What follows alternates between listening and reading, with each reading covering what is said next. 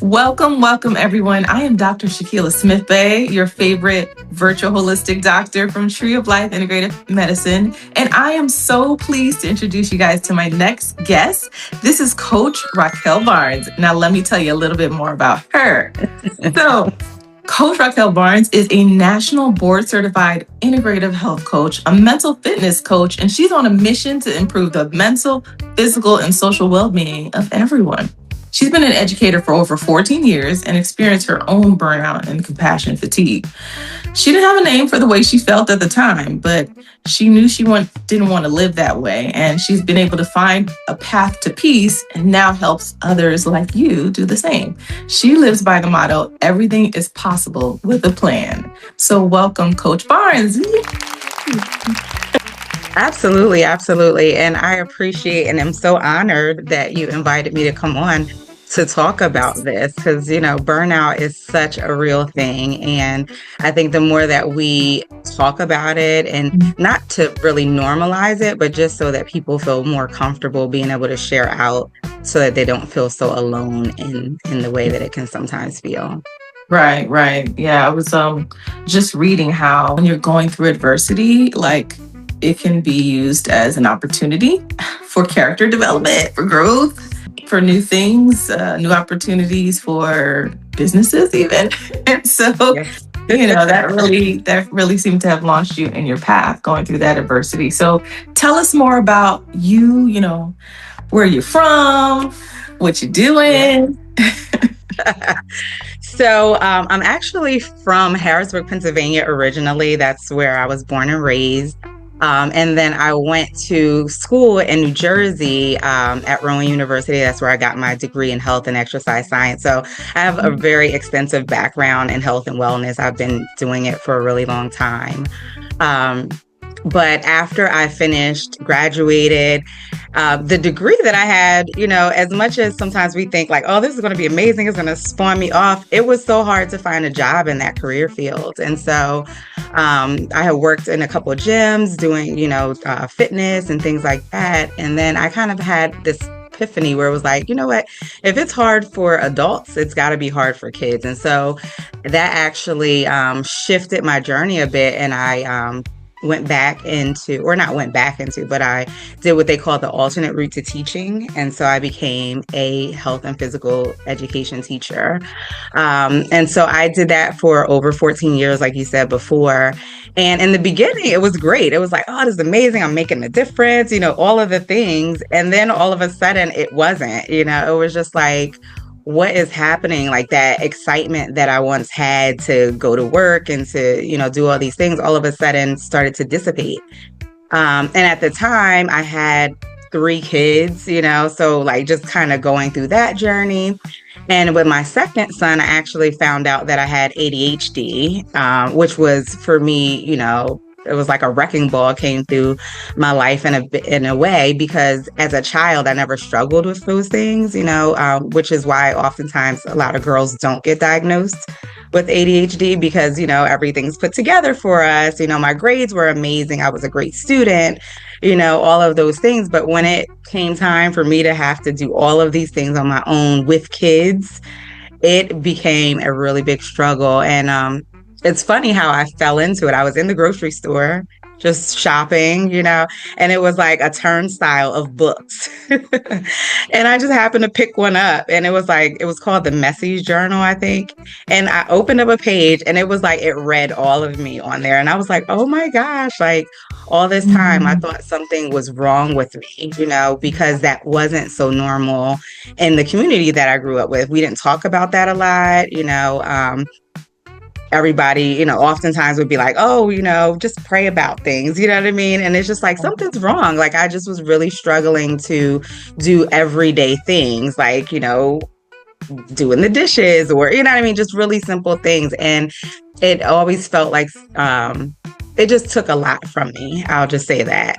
And it was also hard for my partner at the time because he didn't understand it either. And so it really brought destruction into the marriage because we're both trying to figure this out. And I was ashamed I didn't really like to talk about it a lot. I didn't want to take the medicine because I felt like, I was defeated in that. So anyway, going through all that, I was going to counselors. Like I had been in so many counseling chairs. It was like a revolving door with me. And so one of my counselors I went to her and she's like, you know what? She was like, I think I was venting about, everything going on in life. And then I had said to her, like, I don't even know what my purpose is, all these things. And she literally stopped me right there. And she was like, two things. She was like, one, get another job. And two, she was like, you need to get a coach. And I was distraught with all of this. And I'm like, oh my gosh, like, one, get another job, and that whole thing, right? That compassion fatigue of, wanting to, help everybody, but just being burnt out from it and just feeling like if I left, something was going to fall apart, all of those things. But it was like the best piece of advice anyone had ever given me. I cried a little, in the parking lot. I had my, my fall apart moment, the heavy, my shoulders going and everything. But after I pulled myself together and really started to look into it, it was life changing for me. Once I started doing the coaching, it was like things that I had been really like going through and working through and talking through. I was getting through in like months, sometimes weeks, because with coaching, it's so forward moving. It's not just about like you talking about what's going on, but it's about, okay, well, what are we going to do about that? Right. And so it was very action based. It was very habit forming. And so for me, it turned that victim mindset that I had from like, oh, woe is me, like, this is my life, this is how it's going to be, to, okay, well, what do I want my life to look like? And so I started to create that, right? That plan. And as I was going through the coaching, I actually signed up to become a coach myself because it was so life changing for me. And it was like the light bulb went off. It was like, there's your purpose, right? To help people, to inform, to really just share out and to make people comfortable, like to provide this safe space where people can come and say all the things that they would never say to anyone else, right? Mm-hmm. And not to be judged by it, not to feel like, there's something wrong with you, not to feel shame, but to really be able to just take this thing and look at it and then decide, like, do I want to stay here or where do I want to go? And how do I create that plan? And so that really, not only was it transformational for me, but getting in this work changed me even more because it's just amazing when you can watch someone else come to you feeling like so defeated and then walk away on the other side, watching them winning, right? Or achieving that goal that had been taking so long for them. So I know I was like all around the place. I don't know. No, that was so good.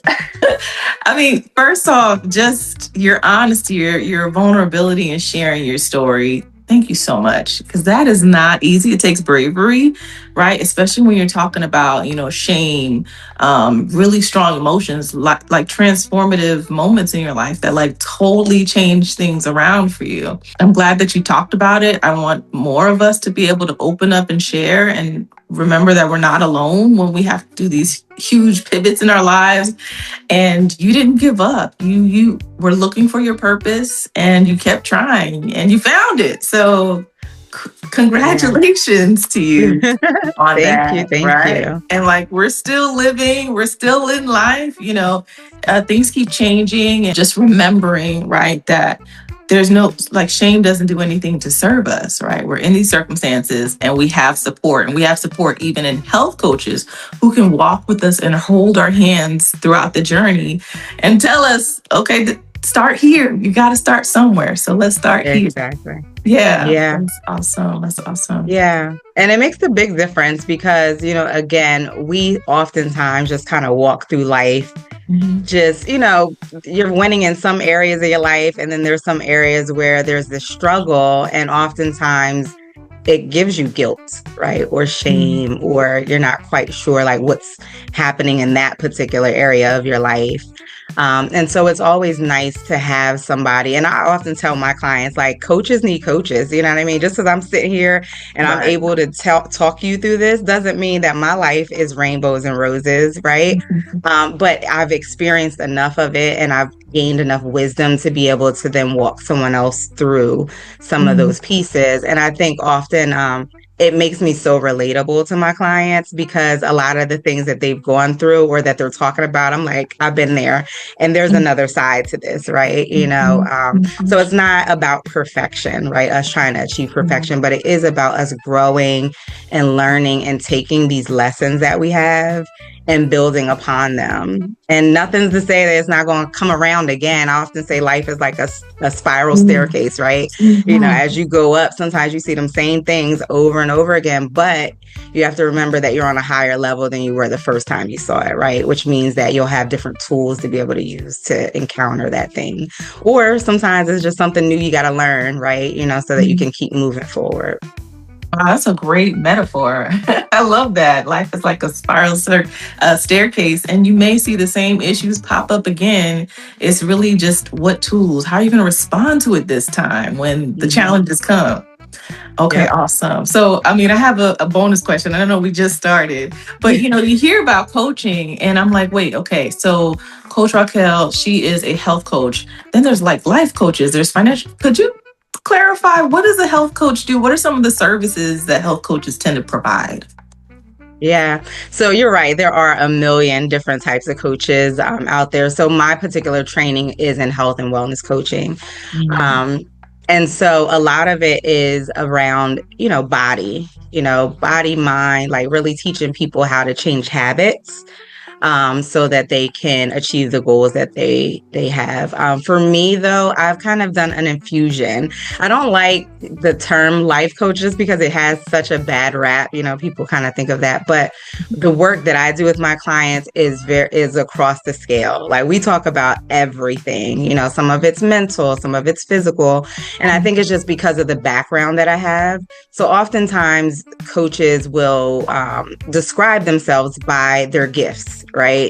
So if you're talking to a financial coach, it's because that's their gift. They've really grown or they're experts in that area.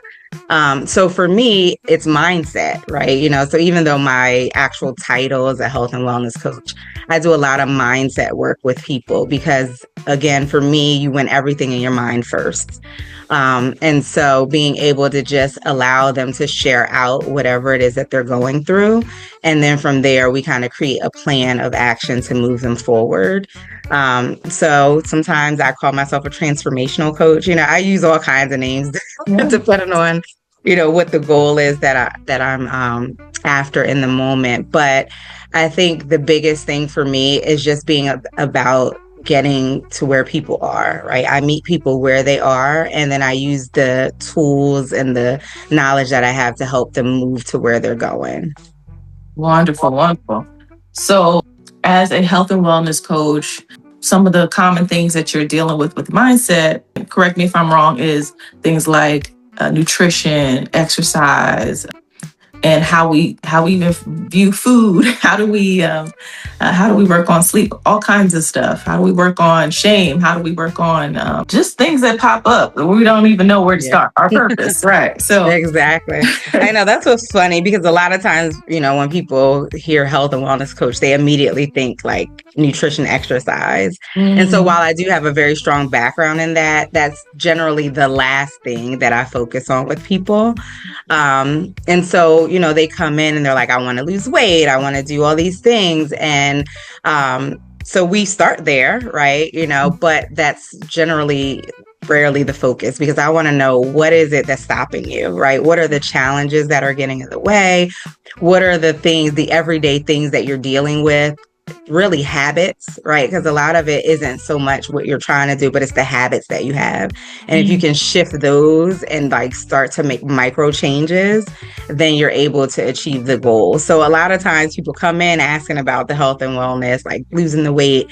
We don't talk about that really at all, you know what I mean? But by the end, they're now in the habit of getting up and going to work out or things like that. And so, I think a lot of it, again, is just about shifting the way people are thinking about things because our brains are very tricky and how, it will stop us from trying to achieve different things because of the fear or, it seems like too much of a heavy lift.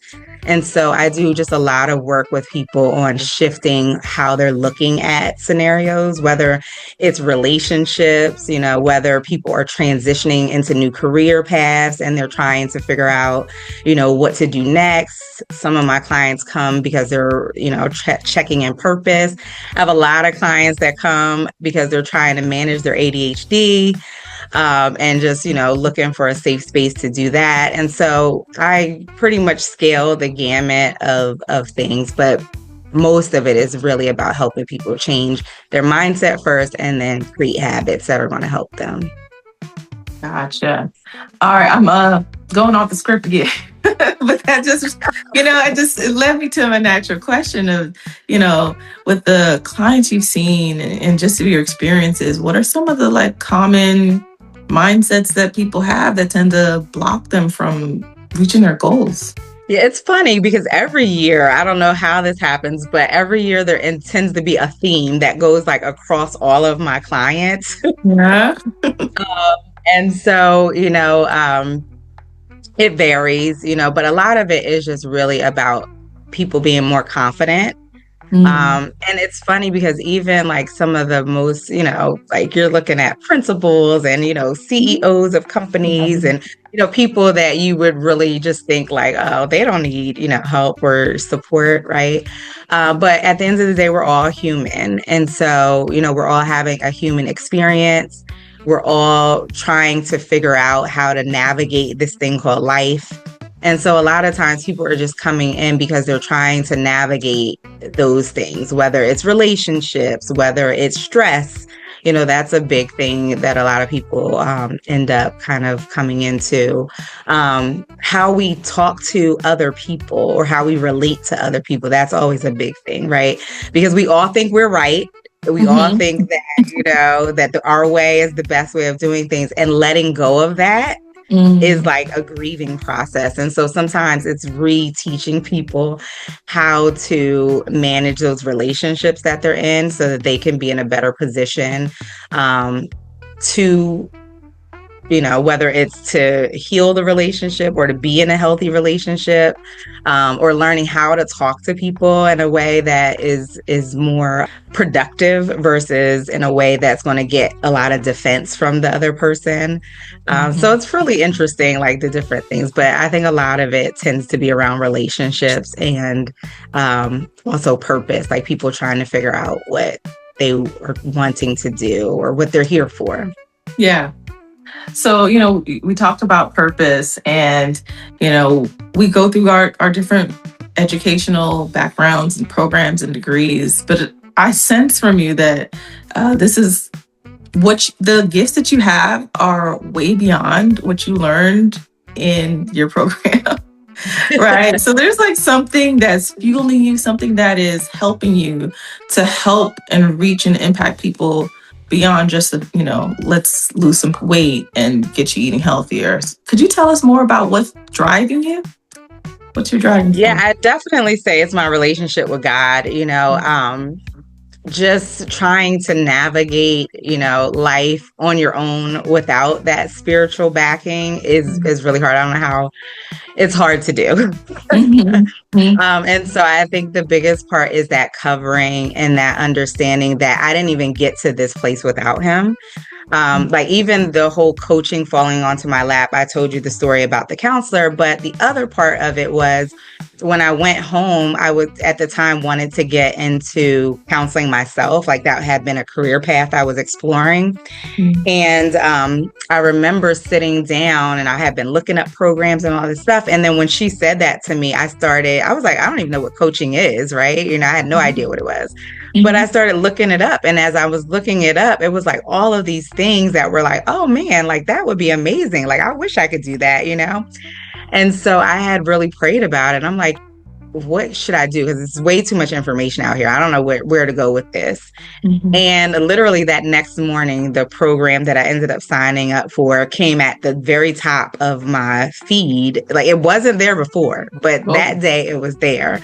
And so I took that as a sign and I signed right up, But it really, going through that process, trusting God, trusting that this is a journey and really leaning into that process of not having to be perfect, right? Because oftentimes we feel like we need to be perfect in something, but really leaning into the idea that, what God is trying to show me something. I don't know what it is, right? At the time, I had no idea what it was, but I just leaned into that and I just kept following the very next step, right? Okay, you showed me that, I'm going to do that, right? I don't know how I'm going to pay for this, but you're going to figure it out. And so a lot of it was really just a faith walk. And I think that's what really keeps me in this, because I understand now that it's not just about me, right? And a lot of the wisdom sometimes that comes is also God-centered, right?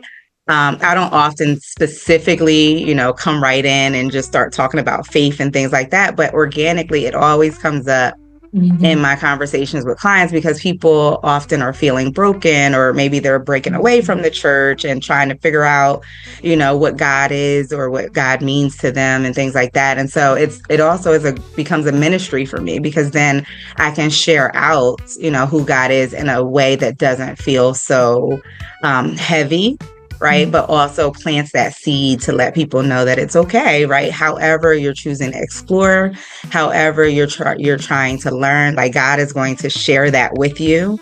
You just have to be open to hear that. And so it's just really nice to be able to still do that in a space that isn't closed off, right? Like I don't go around saying like I'm a Christian coach or anything like that, but organically it tends to often come up in the conversations. Wow. Just good to know that, that you don't walk alone, right? Like you have that support from God, and you're not trying to push it in anyone's face, but as you said, it just organically comes up. That's the Holy Spirit for you. And I know people call it different names, but it's just however you want to say it, right? It fuels and transforms and heals in ways that we can't do on our own. Words. So wow. Okay. Good stuff. So some of the things that came up, as you were talking, is just shame and, the lack of confidence that we have, and trying not to focus on being perfect, but instead just, trusting in God and taking some short micro steps. And so that the next question that came up is forgiveness, and what role do you feel like forgiveness plays in the healing process?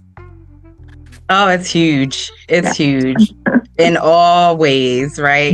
We cannot heal. We cannot get to the next level in our journey without forgiveness, whether it's forgiving ourselves, whether it's forgiving other people that are around us. Because when we hold on to it, it anchors us in that spot, right? Until we can learn to be able to, and I don't even necessarily want to say like you have to be like over it, but you have to have some form of forgiveness in order to be able to untether yourself to move forward.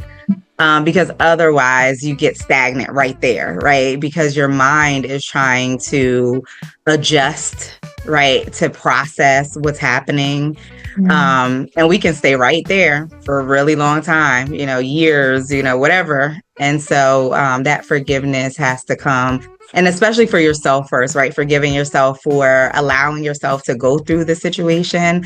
I don't know if we have time or not, but I recently went through a very hard situation of separating from my husband of over 18 years, probably even longer than that. And initially, like there was so much anger and so much frustration. And when I was in that, like I couldn't see past that, right? And it took that forgiveness for me to be able to get into a place where I could stand on my own, right? It had nothing to do with him, but it was a forgiveness that I needed in order to be able to move forward. And in doing that, we actually ended up having a really great relationship. Like people often look at us and like, what is happening here? Like, it seems like y'all should be together. Like, don't mistake that, okay? Like, let me let you know right now, that's not, even though we're great friends, but a lot of that is because of that forgiveness. Like, we wouldn't be able to get to that point without me having gone through that forgiveness. And first it was for myself, like forgiving myself for the person that I became in that relationship, Mm-hmm. forgiving him for the person that he became in the relationship. And then, forgiving us for being able to move forward, right? Loving someone enough to be able to say, you know what, like this is not working, right? We Yeah. can keep going around this circle. Mm-hmm. Even the forgiveness, from a biblical standpoint, because there was also that shame of like, we're not supposed to, divorce, Of all of these course. things. And Yeah. I had to forgive that too, right? That Mm-hmm. in this moment, I'm making the best decision and God is going to honor the heart of what I'm trying to do, right? I wasn't doing it in a malice place. Like I wasn't trying to like hurt anybody. I was just trying to find joy and happiness and peace. Mm-hmm. And that was not the door that was leading to that. Yeah. And so, it's been really nice like to walk away from that and to feel free. And that freedom came from me forgiving both Mhm. of us, right? For what was going on. Thank you so much for sharing. I think a lot of us have gone through broken relationships. I mean, if not all of us, at some point, and being able to forgive ourselves for, you know, our own errors and missights is usually the first step before you can even Hmm. forgive anyone else. And that Yeah. requires you to be very honest with yourself. And the other portion is when you're honest with yourself, you have a choice to make. You can either sit in the shame of that, decisions that you made that, which was the best that you knew at the time, Yeah. or you can push forward and forgive. And something that helps me, right, when I think about situations that might make me feel angry or, make me feel stuck, whether it's, forgiving myself or walking in, shame about something that I've experienced or I've chosen, is I take that moment to pray. Maybe I'm praying for myself. And so, like, I love that there's a bit of an action plan. It's like, okay, if it's coming to my mind, rather than me going through it over and over again and ruminating about the same Yep. situation, let me give this to God. Let me trust God. Let it go and trust God, and use that as a moment to pray for myself or the person who, is on my heart that I'm having trouble forgiving. So, Yeah. yeah, that's good. Good stuff. Yeah. Same here. I had to do a lot of journaling. Mm-hmm. A lot of journaling. It wasn't all rainbows and roses in the beginning. Yeah. There was a lot of negativity in that book. But, it turned into I got to see like that transition, but a lot of that also came from me really leaning into the word, right?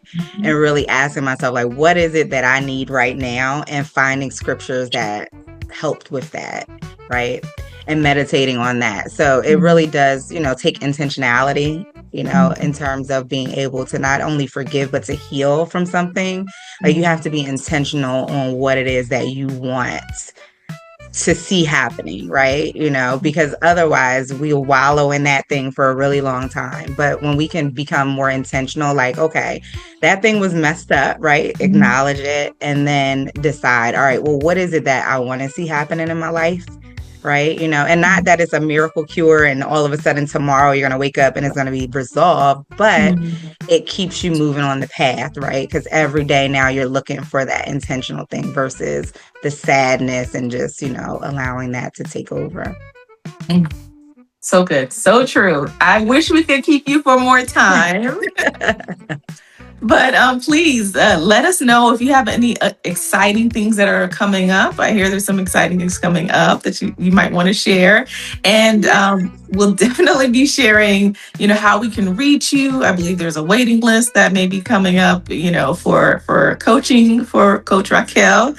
And just tell us more. How can we connect? Absolutely. So I do have something exciting. So I am actually collaborating with a colleague who is a personal trainer. His business is Keep It Moving Fitness. And so we've collaborated together to create a 21-day wellness reboot. And it actually is coming soon. So by the time you see this, you'll still have a couple days to register if you're interested. And so it will start April 11th and it goes through May 2nd. But we're going to be for 3 weeks really taking a look at that intentionality that I talked about, the planning, right? Because you got to plan. And we're going to really start to look at some of the habits that we have. This particular reboot is about like resetting our mind and our body. So we're going to be doing a cleanse for 7 days, all healthy eating, all natural foods. And then he'll be doing some workouts. And then you'll also get some coaching from me to really share out some tips and strategies to help you to start to really set those goals and to actually achieve some of those smaller habits so that you can make the transition. Awesome. Thank you. Yeah. And so I forgot to tell you. So you can find me if you go if you go to my website, it's www.fit2wellness.com. And you can also reach me by email at fit2wellness@gmail. And those are 2 great ways that you can reach out if you're interested in coaching or if you're interested in the 21-day wellness reboot. Thank you for sharing. I cannot wait to see the results. Well, it's been a pleasure again, Coach Racquel Barnes, and we will definitely be seeing you soon. Absolutely. And I do have social media too, so you can also reach me on the social media, all the social media sites at Fit2U Wellness. Wonderful. And we'll make sure that we tag it in this video so you guys don't have to search too hard. All right. Sounds good. All right. Take care. See ya. Bye. Hey, thank you so much for watching our content. If you are enjoying, feel free to like, comment, and subscribe and share.